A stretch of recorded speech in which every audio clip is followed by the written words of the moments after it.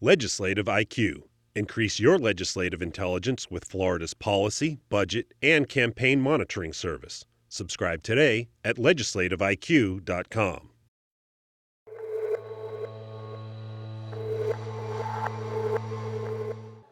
Healthcare expansion supporters were still holding out hope Friday. We, the people of Florida, are still here to call for affordable, quality health care for all. Vincent Adderley was part of the group. He falls into the coverage gap and is uninsured. Part of his big toe was amputated just last week in a procedure he says could have been avoided if Medicaid was expanded in the state. We need to close that gap, and we need to agree on coming together and not being, one-sided about how it should be done.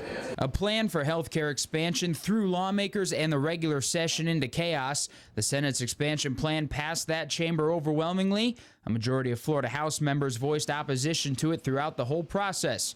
That didn't change Friday. I know an entitlement when I see one.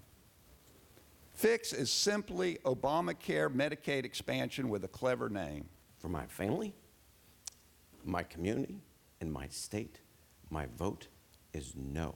Before the House had even officially voted on healthcare expansion, it was announced that budget conferences would begin this weekend.